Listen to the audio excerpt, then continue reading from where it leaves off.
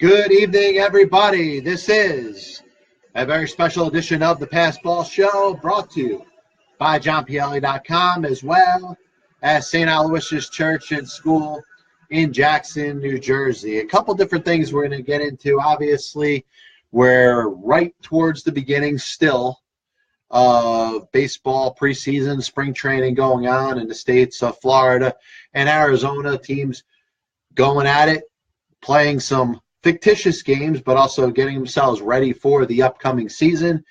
We also got the NFL free agency about to start. Looks like Monday.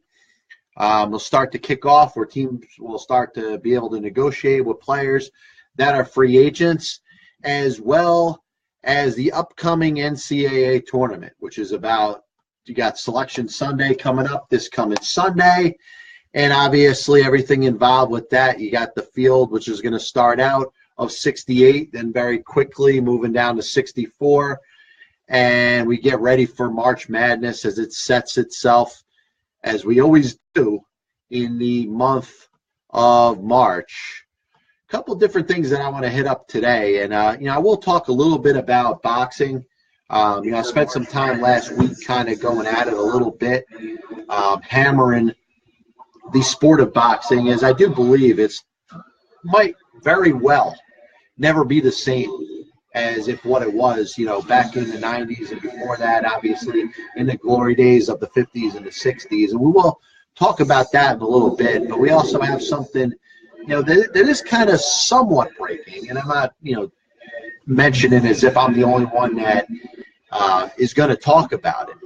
But it looks like there's a report out in the NFL. And with free agency, like I said, is about to start. And there's a story coming out where a couple of agents, and actually two NFL agents, have, gotten some word. And I don't know if they know this for a fact or they're just reporting it. Perhaps it could even be them trying to get a little buzz or generate something that, could legitimately be a big story. And it looks like they may be willing and able to declare that they're not interested in bringing in any players who knelt or participated in the kneeling during the National Anthem protest of the National Football League over the past season or so. And, of course, those who, I don't know, perhaps you've lived under a rock over the past year plus, that obviously stems to Colin Kaepernick's decision to kneel for the national anthem as part of a protest towards police brutality. And obviously a lot of NFL players have backed that statement and have decided to kneel at different times, whether it's at the end of the last football season or at any time during the most recent NFL season. And obviously these protests were kind of fueled by comments that have been made by our president, President Trump. And over time, the protests have seemed to be towards the president himself. And obviously, we mentioned this, these issues and these things going on this program in many times. And obviously, the protests themselves were fueled even more when the owner of the Houston Texans, Bob McNair, made the statement that the inmates were running the prison, which obviously was a deeper statement and could perhaps be considered a variation off of the statement, inmates running the asylum. But I'm going to back off of that for a second, because now, according to these two agents that spoke with the Houston Chronicle this past week, the Texans are not interested in any players who participated in pregame kneel downs during the national anthem. Now, the first thing that I need to know, or I think anybody that wants to react off of this report, is we need confirmation that this is the Houston Texans' prerogative, the organization's decision, whether it comes down from the owners or it is a decision by the management of the team, which obviously would create a huge firestorm. And my first suggestion would be that even if this was a philosophy or something that the Texans as an organization in a National Football League believed in, under no circumstances should they ever admit to it or say that this is their philosophy and this is what they believe in. If they were foolish enough, and I'm going to give them the benefit of the doubt and say that they are smart enough to not declare this as free agency is about to start, you're putting a bullseye right on your chest to any sort of scrutiny that is going to come towards the Houston Texans as an organization. Now, I may not be willing to throw the perception out there and say that the Texans, if they decide to do this and decide to declare that they are not going to sign any players that protested the national anthem or are going to rid themselves of any players that were willing to kneel during the national anthem, I'm not going to call them racist. But I'll tell you this, whether I believe that they're racist or not is not going to keep the public perception of the Houston Texans as a potentially racist organization. Like I said, my opinion, I don't think this is a declaration of racism. But I tell you, if somebody wanted to believe that, I'm not going to tell them they're wrong. I'm not going to tell them that they don't have the right to believe that. Now, there's a couple different things that have to be sorted out here first. Because I've said, as long as I've been doing my show, that one of the biggest things that I have an issue with is stories that are lacking in sources. And I said 100 times, and I'll continue to say this until I'm gone, that, if you're a college student or a high school student and you're putting together a paper, you need to cite every single one of your sources and say, this is where I got my information. And if you fail to do that, even at the high school or middle school level, you are subject to fail that class and could potentially be expelled. But once again, we continue to have reporters that use anonymous sources when they are making the major points of the articles that they're written. And they have, according to the Houston Chronicle, cited 2 agents. Now, these agents, once again, if they're providing information like this, and this is not information that is impartial to some. This is pretty darn important information that these agents are providing on the condition of being anonymous. So if I am one of these 2 agents, and preferably both of these NFL agents, I would need to grow up and have the balls to put my name behind this. Perhaps they should maybe consult with their attorneys first before they're deciding to put their name behind it. But in the end, they should put their names behind this. This is not something where you just allow to be anonymous and these reports to go out there. Now, I'm not questioning the agents, and I'm not even saying that the agents don't have the right information. But this is something, this is like, and I'm not going to compare it to something like Watergate per se, but this is serious information that you have that could really determine the future public perception of an entire football organization. Is this serious? Of course it is.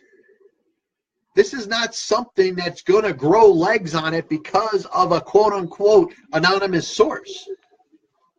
This is something where you have 2 reporters now, and, this is the way it's worded 2 NFL agents who spoke with the Houston Chronicle this week. It's time that if you have information like this, and it's not speculation, and it's legitimate information that the Houston Texans are not going to sign any players that participated in the pregame kneel downs during the national anthem, you need to put your name behind this.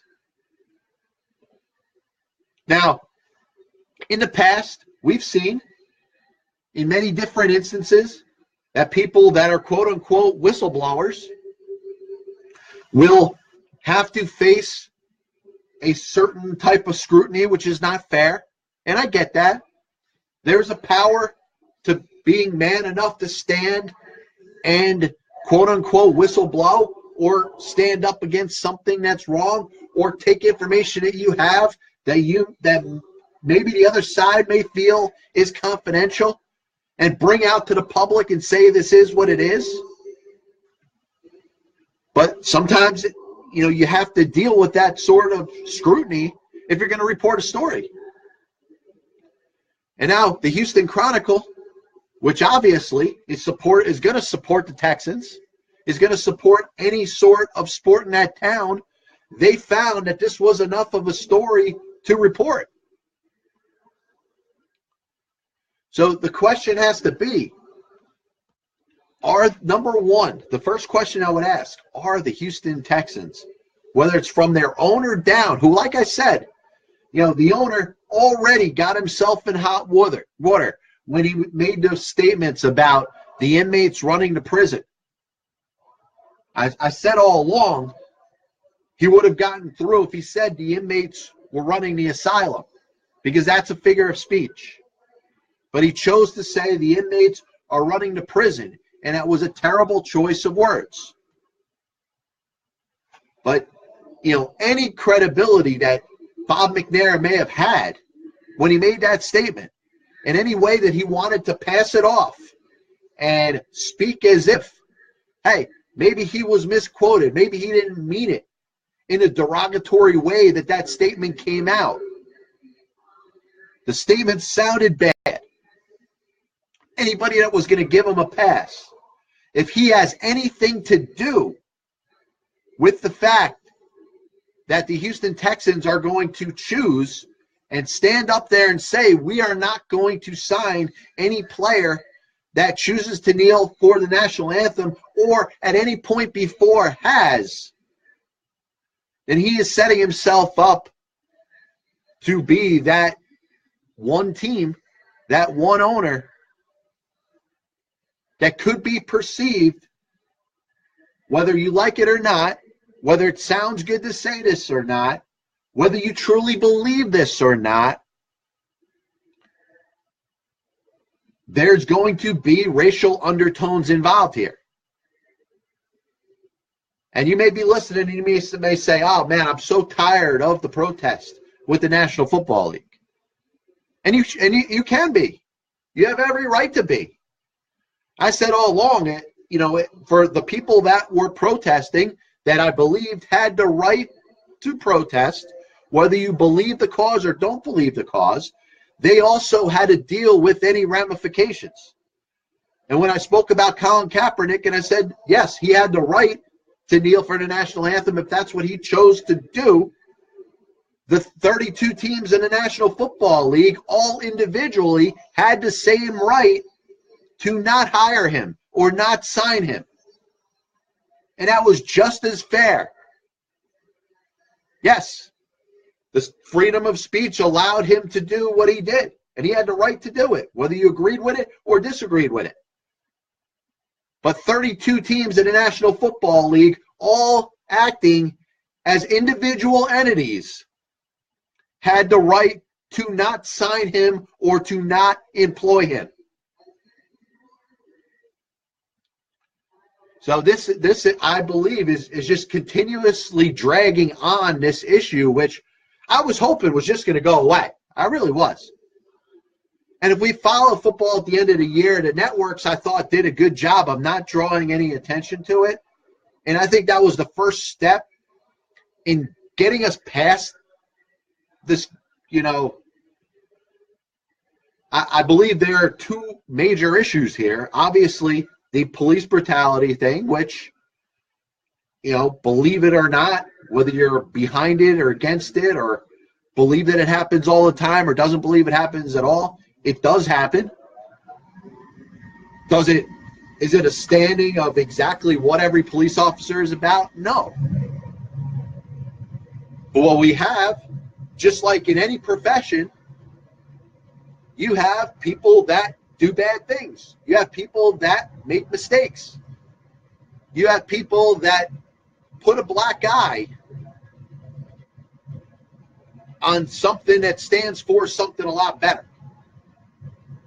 And I hate to be jumping all over the place here because my feelings are passionate about this, but they're also passionate about the many individual issues that exist here. Police officers get a bad name because of the ones that engage in police brutality. It doesn't stand for what all police officers are about. Are there some that profile? Absolutely. But it doesn't mean that all of them act that way.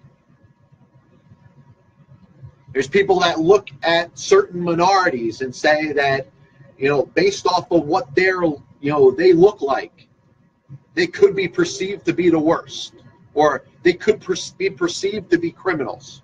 Are there criminals that happen to be minorities? Of course.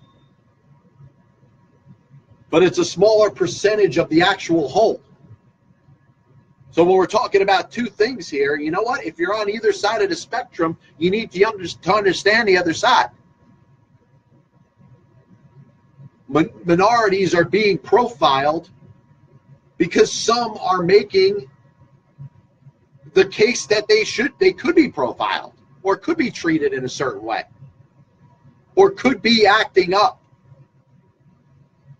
But once again, it's a small amount that's making the whole, creating the whole perception. And how it swings the other way, there are few or a certain percentage of police officers that engage in police brutality, which is making the whole be judged in the same way. Both sides, both arguments are completely unfair.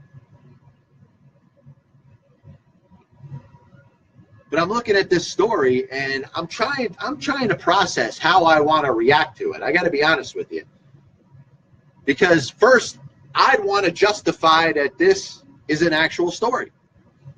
Because my understanding in the way that I've been reading through the media, they will go out of their way. You'll have people that in some cases are inexperienced and are being trained to be journalists in a different way than they ever were before, that will do anything to make a story. But now, once again, we're connecting dots.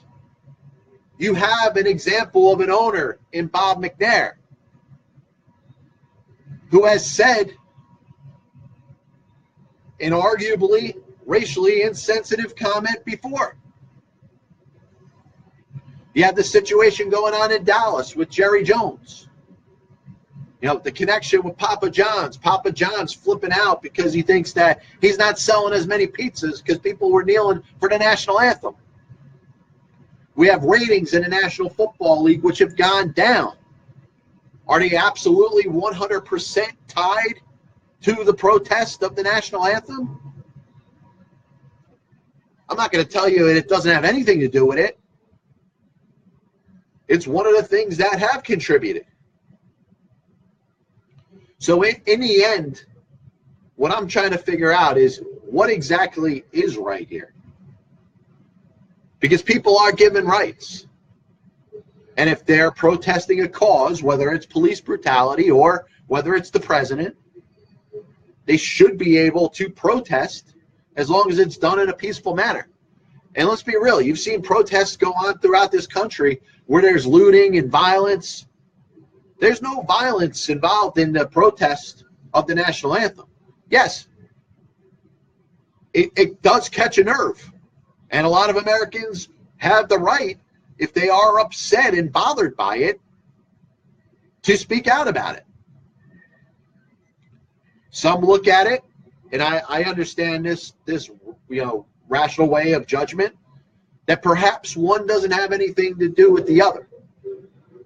I also understand the side that says, it isn't against the country as much as it's perceived. And I am in a belief that not everything is exactly cut and dry. Black or white per se. Yes or no. I believe in a lot of gray area. And I believe in the people of the country that, not everything is done in the illest intentions. And if you look at the political system, the way it's set up, you can't make a point now about anything without being dragged to one side or the other. If you make one statement, that must mean that you are this, this, and this. If you make another statement that's on the other side that's a little bit different, then you must be this, this, and this. The individuality of the person has been taken away. That person that could fill a questionnaire out and answer questions any way, shape, or form that they want, they're not given that right anymore. They're asked one question, and if they give one answer, a yes or a no, they're put in a certain category. The unfortunate thing is that there's so many different aspects of issues that are related to just about anything we can imagine, that there's ways that you could be right and wrong at the same time. You could believe part of one side's argument and believe part of the other side's argument. But back to the story, question I'll throw out there. What impact will this have on players wanting to play for the Houston Texans? Because when we went back to the protests last year, there were entire teams protesting. Teams with Black players, Hispanic players, white players. It wasn't a 100% racially motivated protest. Especially the Houston Texans. When the comments were made by Bob McNair, the entire team stood in unity and kneeled for the national anthem to make a point. The Pittsburgh Steelers, for the exception of the one offensive lineman who actually served in the military and decided to stand in the crowd in the little alleyway, they all decided that they were going to kneel for the national anthem. So in those cases, this isn't 100% racially motivated. This is National Football League players in unity standing for a cause. Now, was this something that existed throughout the rest of the season? No. And by the time the season ended, you could probably count on one hand the amount of players that were kneeling for the national anthem. And those players were not being singled out anymore because the media was instructed not to report it anymore. But I can't imagine this being a legitimate story. And we'll find out as the time goes by. As more information is created and we dig into the story a little bit deeper, does the owner, and I'm going to assume that Bob McNair has something to do with this. Remember, after McNair made his comments about the inmates running the prison, Dwayne Brown, who's an offensive lineman, decided that he was going to continue to protest, and he ends up getting traded. So there's a couple, if you're trying to connect the dots here, you're starting to see that there may be some legitimacy to this story. And if there is, you could very well have a team, whether it's in free agency, whether it impacts players that are playing for the team, that may choose to not want to play for this owner and for this franchise. Now, I'm going to play devil's advocate here, and I'm going to say, hey, if I am Bob McNair,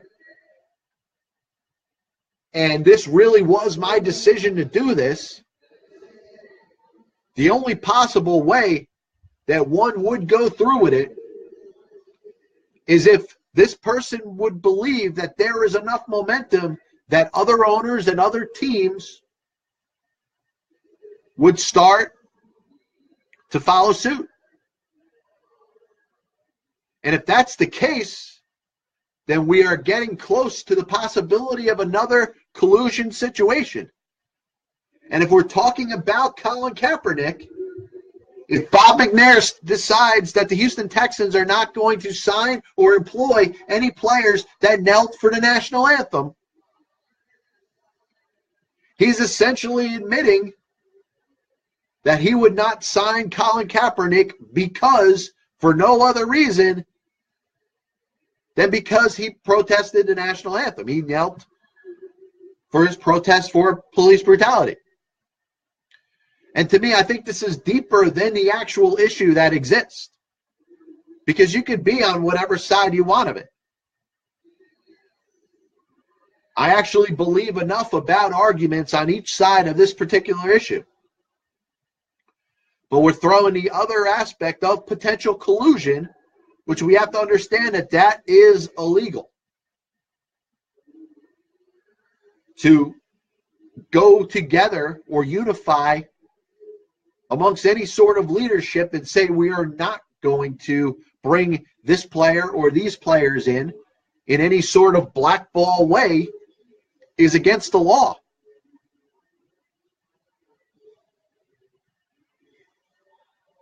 And think about it, for anybody for their beliefs, whether those beliefs make sense, whether you agree with them or disagree with them, that person should not be unemployed because of it. That person does not deserve to lose their job just because of their point of view. Was there anything criminal that was done by Colin Kaepernick protesting the national anthem, or the hundreds of players that followed suit and did that week in and week out during the most recent NFL season?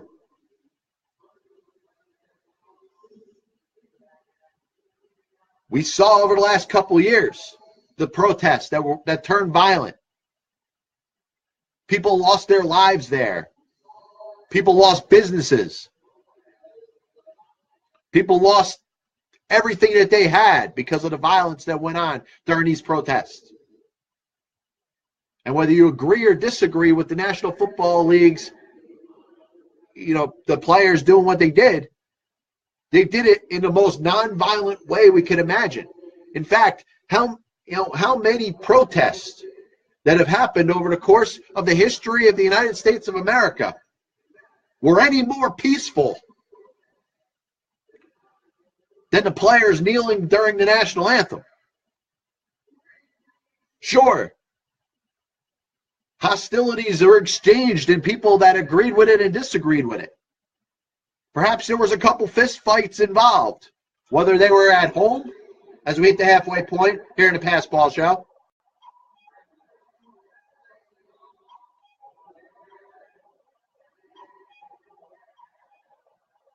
Once again, John Pielli with you. We get the extended halfway point of the Pass Ball Show. If you're interested, the number is 732-364-3598. That's 732-364-3598. We'll get you up here, anything that's on your mind in the world of sports and unifying America. I think that, this issue obviously touches home with a lot of different people. And I get it. There's people that feel that they are not being treated fairly. In some cases, people have lost their lives. In some cases, people have been treated unfairly. And then there's other people that say, hey, listen, I do what I'm supposed to. I obey the law. And I don't have any issues. I don't have police coming after me because I don't break the law. But then there's the other side of it, of course. For any person that is improperly profiled, that actually within their own heart of hearts know that they're not doing anything wrong, that person should not be treated differently based off of the way that they look.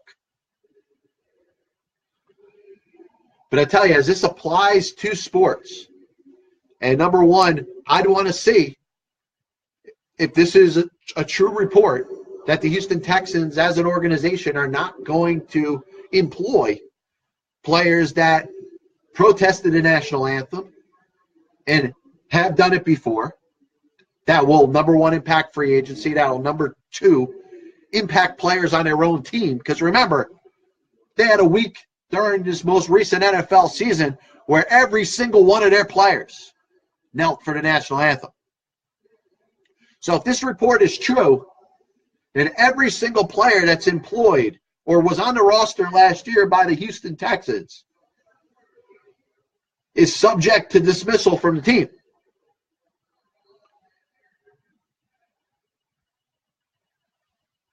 So I think whatever this is has to be straightened out, because I tell you, it looks really bad.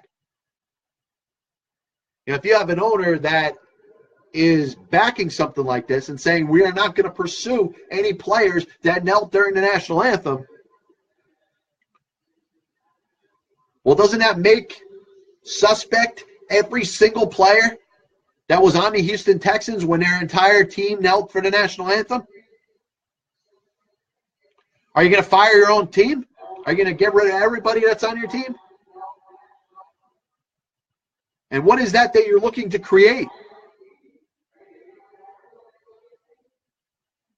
You're looking to create a situation where every player that's on your team is all of a sudden going to be ostracized. And you want to say players that knelt for the national anthem were treated differently than those that didn't? How about you have one whole team that's essentially unifying itself against the other 31 teams, saying that we're not going to take any player that knelt for the national anthem? And this doesn't even matter what your issue is on a particular issue. Doesn't matter how you feel about it. We're talking about a situation now that there's the potential that could exist that one team could say, we're only going to employ players that did not and won't kneel for the national anthem. And listen, as the upcoming NFL season happens, free agency starts next week. Players start to flock to new teams. Obviously, the way it's set up, there's going to be a lot of player movement. There's going to be some high-profile position players that are going to switch teams. Are we creating now a 31+1 with the Houston Texans? And that, once again, is contingent on the fact that this story is true or there are any legs to it. Because, once again, you have two agents that are, quote-unquote, anonymous.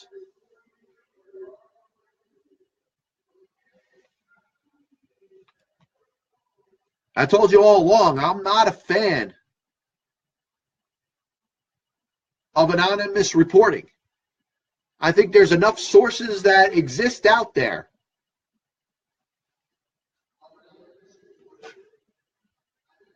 that you could write a story and get people to back up the story that you've written. Once again, John Pielli, Passball Show, happy to be with you. The number, if you're interested, is 732-364-3598.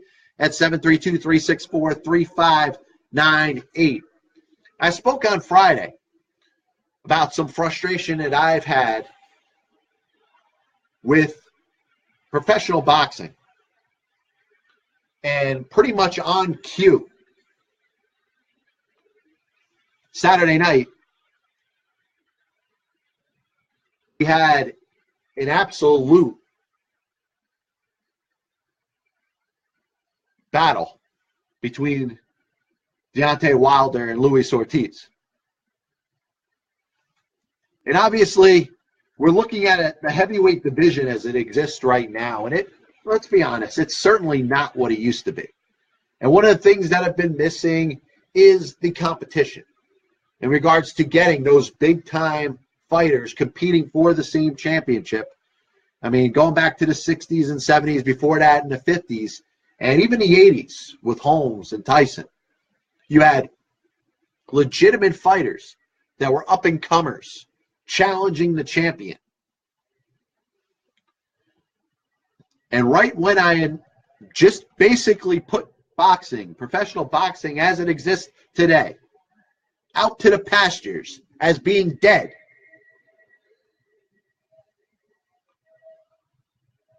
we have a pretty good fight between Wilder and Ortiz, a battle that Ortiz looked like he was going to win. First of all, it was set up. You had two undefeated fighters going up against each other. One of them taking a jump in weight class.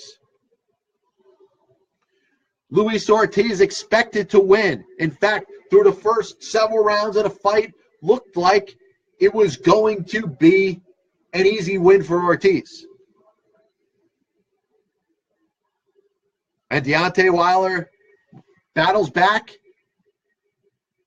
ends up stopping the fight himself in the 10th round, improving to 40-0.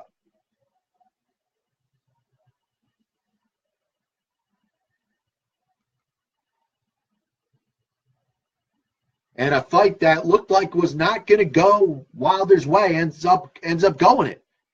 Beating Ortiz, a guy who was getting himself ready, for his potential next fight. You got other things that are going on. Klitschko, who was a long-time heavyweight champion, ends up, not being the champ anymore. Is boxing slowly getting some more positive attention, which it absolutely needs.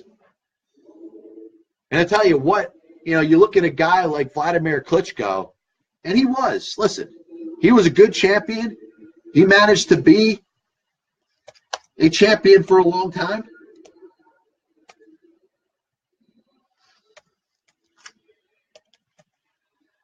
And just like all champions, at some point you lose. And, that fight that he lost to Joshua kind of switches things down. But what the heavyweight division, particularly in boxing, has lacked is that next up-and-comer. And I thought a guy like Luis Ortiz would be a very good challenge.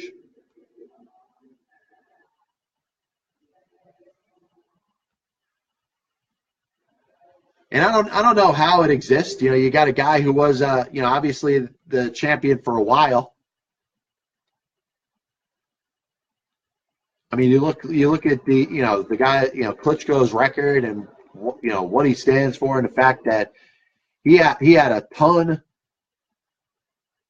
of title defenses, 23 to be exact, and only Joe Louis defended his title successfully more.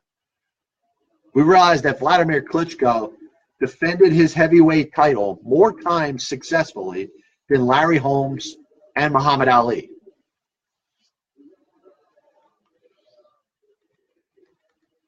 And you've seen for many years this man not get the attention that he deserved.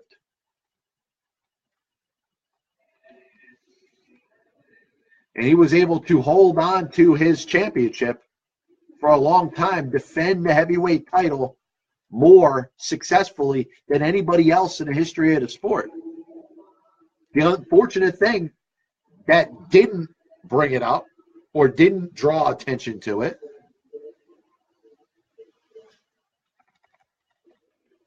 was the fact that this guy is not as highly touted. He doesn't get the attention that some of the other boxers got.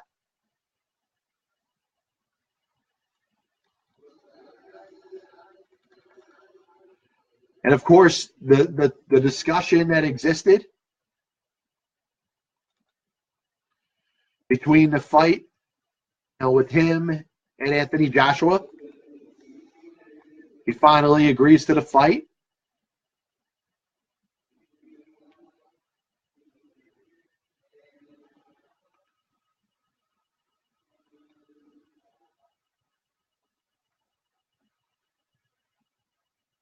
He ends up retiring.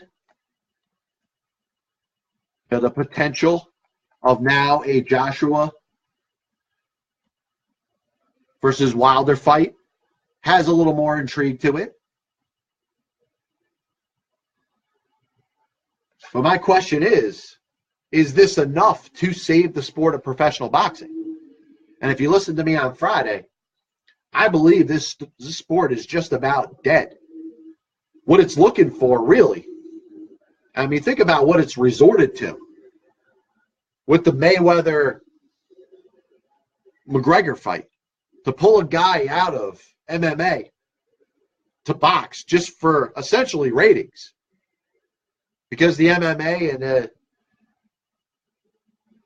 the Ultimate Fighting has essentially picked up, pretty much taken the place of that of professional boxing, which ruled for well over 50 years, probably even longer. Now what we need to see is some sort of unification amongst the heavyweight division. But what the division itself is lacking is potential champions. Once again, this is John Pielli with you. The number, if you want to be involved in the show, 732-364-3598. That's 732-364-3598. A couple things we spoke about last week in regards to baseball. I thought it was all tongue-in-cheek, the whole Russell Wilson pinch hitting for Aaron Judge. Yankees manager Aaron Boone essentially said it was a joke to say, hey, what do you think about this?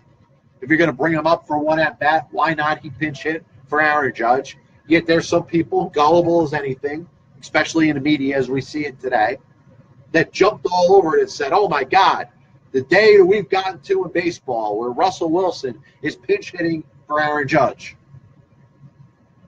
But now you got a little bit more of an issue, an issue that actually there's actually something to this now.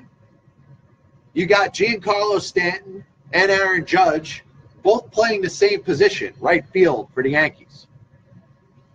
And we know that because the American League has the DH, you're going to have a situation where a lot of games are going to be DH'd by either Judge or Stanton.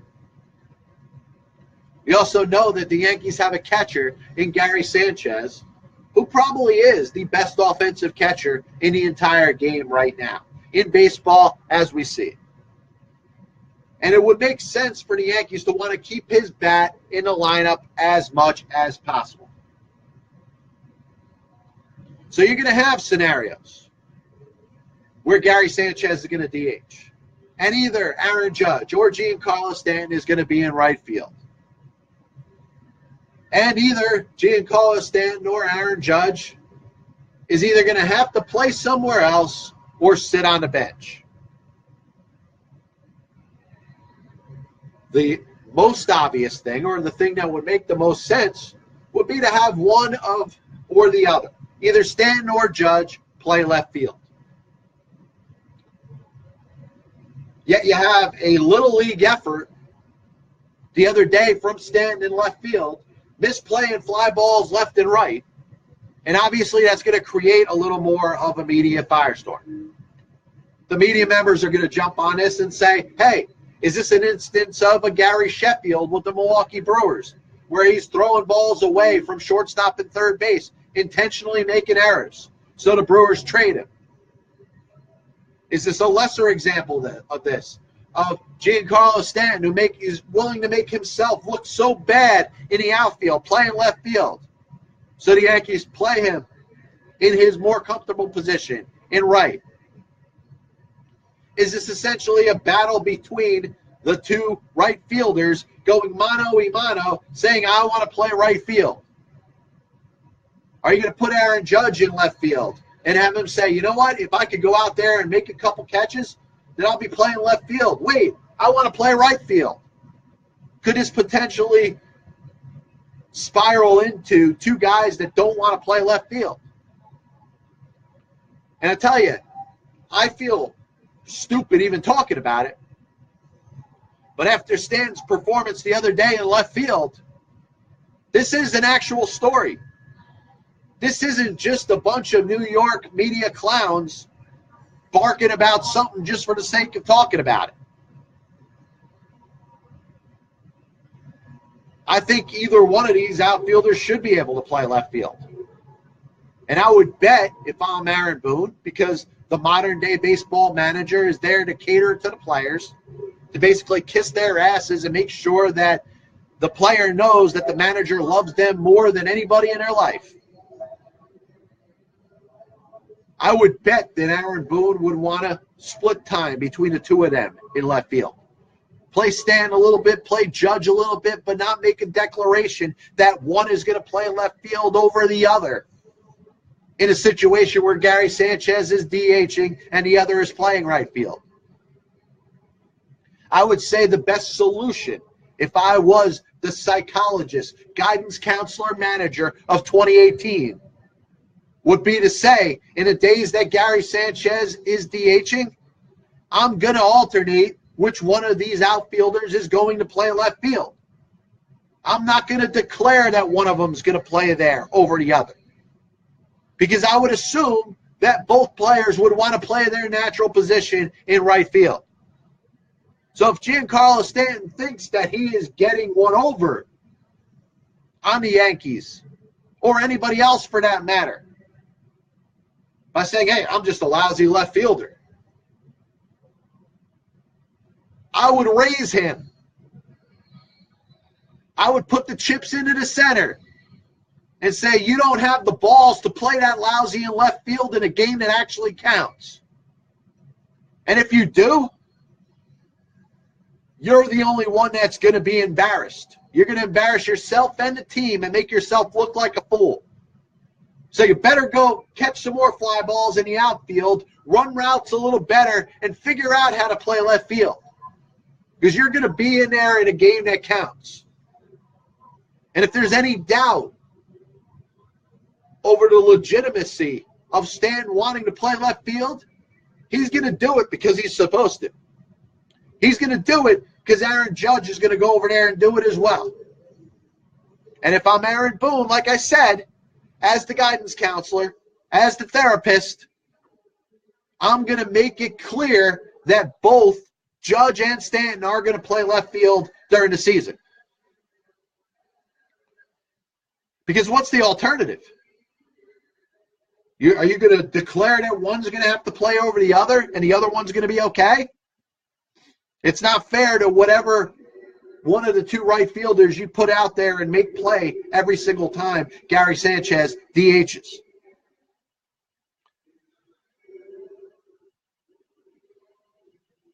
But I'll tell you, you look at it like this, and I'll tell you, if Giancarlo Stanton really does think that he's trying to get one over on the Yankees and Aaron Boone, hopefully the Yankees aren't stupid enough to fall for it. And sure, I'm sure at some point we'll see Judge play out there, and maybe he does make the plays. Maybe he looks fine out there. Maybe he looks like he gives the Yankees a better opportunity playing left field than right field. Aaron Boone would still be doing a terrible job if he doesn't put Stanton out there. I would say this. I would go up to Stanton, and assuming that this is his philosophy, that he absolutely does not want to play left field, I'll say this. You want to either play left field occasionally when Gary Sanchez is DHing, not every single time, but sometimes, or just sit on the damn bench. And if you want to see somebody endear themselves to the fans of New York, which, by the way, is a whole different beast. You can hit 59 home runs one season and win the MVP in the National League. But playing for the New York Yankees in this market with this fan base, with this media, whether you like it or not, is a different challenge. And Giancarlo Stanton, listen, if Aaron Boone said that he was going to be, or Stanton was going to be, the Yankees' starting left fielder on days that Gary Sanchez was DHing, I would say that really wasn't fair. The right thing to do would be to play them both out there occasionally. Play them both out there in spring training. And when it comes time for Gary Sanchez or Didi Gregorius or Greg Bird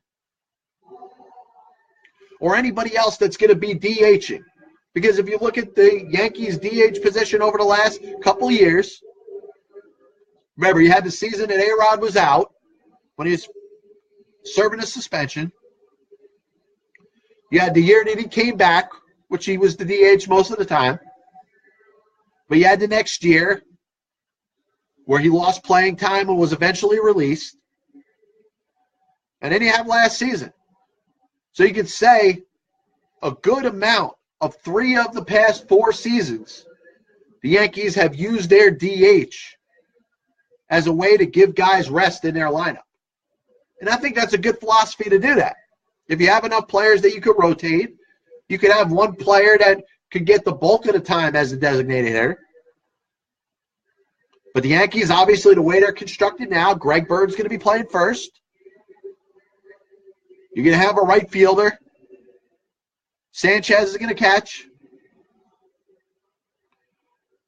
So there's going to be one player, or maybe a rotation between Judge and Stanton, that are going to be DHing more often than not. But I would assume that the Yankees are going to continue to use the DH position to get some of their players a rest, especially Sanchez. You got a guy whose bat is too valuable to sit him every single time he needs a day off behind the plate. Austin Romine is an okay catcher. He can hit a little bit. He's good defensively. But the Yankees are put at an offensive disadvantage when Gary Sanchez is not in the lineup. So it makes sense for Sanchez to DH at least half, or maybe more than half of the time, that he's not catching behind the plate. And the Yankees are going to be forced with a decision. Are they going to rotate Stanton and Judge in left field like they should? Are they going to make a declaration that one's going to play left field every single time that Sanchez or Didi Gregorius or Greg Bird or anybody else DHs? Or are they going to simply say that one or the other, Stanton or Judge, is going to be on the bench when Gary Sanchez or anybody else is DHing? And that number could start at about 15 to 20 games. The amount of games that Sanchez will likely need to DH during the season. And you could add the games that Gregorius will need a day off. Or, a day to rest his legs. Same with Greg Bird. If you're going to use that designated hitter in any way, shape, or form to give guys rest from the field, regular players, everyday players in that lineup, then that number could certainly move from 20 to 25 to 30 to 40. Would it make sense for the Yankees to have a healthy Judge and Stanton to not be starters in 20 to 40 games during a regular season? And the answer is no. So there is one solution, and one solution only. And that's for Aaron Boone to put Aaron Judge and Giancarlo Stanton, to have them alternate games in left field on days that one or the other one is not going to DH during the regular season.